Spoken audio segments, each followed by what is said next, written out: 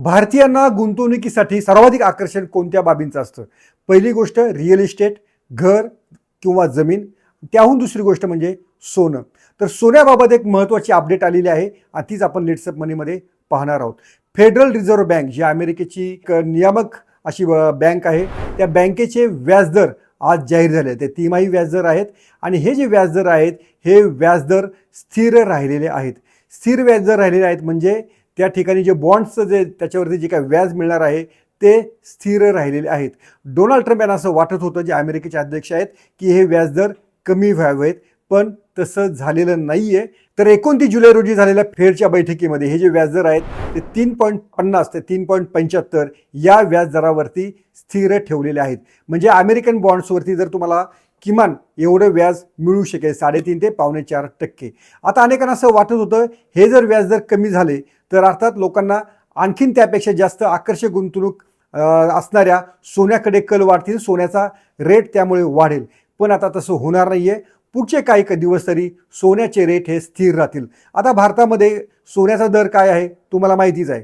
साधारणपणे 1,41,000 पर तोळा असा साधारणपणे सोन्याचा दर आहे आणि पुढच्या काही महिन्यांसाठी असाच तो दर राहू शकतो. आणि पुढच्या 3 ते 6 महिन्यांसाठी सोन्याची वाटचाल ही आता 2 टप्प्यांमध्ये पाहिली जात आहे. पुढचे 2 ते 3 महिने आहेत ते सोन्यासाठी स्थिर भावाचे आहेत, कारण एका विशिष्ट रेंजमध्येच हे सोन्याचे दर राहतील. आणि हा जो दराचा टप्पा आहे तो 1,37,500 ते 1,41,000 म्हणजे आत्ताच्याच भावामध्ये हे सोनं तुम्हाला मिळू शकेल. अनेकांना असं वाटत होतं जर हे फेडचे व्याजदर कमी झाले, म्हणजे अगदी 0.25 जरी कमी झाले असते तरी हा जो सोन्याचा भाव आहे हा 1,10,000 ते 1,20,000 प्रति तोळापर्यंत खाली जाऊ शकला असता.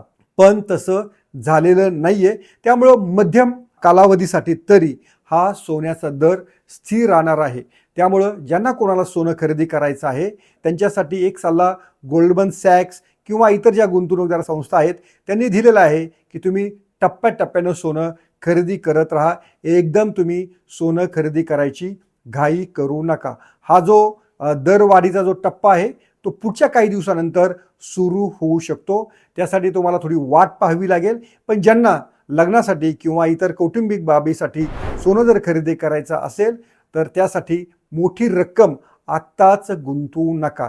ज्यांना मोठी रक्कम गुंतवायची आहे, जेव्हा हे भाव 1,20,000 पर्यंत खाली येतील तेव्हा तुम्ही मोठी रक्कम टाकू शकता. त्यामुळे आता सध्या तरी एका विशिष्ट रेंजमध्ये सोनं राहील आणि टप्प्याटप्प्यानं तुम्ही ते खरेदी करा. हा गोल्डमन सॅक्सचा सल्ला आहे. अर्थात हे खरेदी करण्यापूर्वी तुमच्या सल्लागाराचा सल्ला, आर्थिक गुंतवणूकदाराचा सल्ला आवर्जून घ्या, त्यानंतरच निर्णय घ्या. फक्त अपडेटसाठी ही तुम्हाला माहिती दिली आहे. पाहत राहा लेट्स अप मराठी.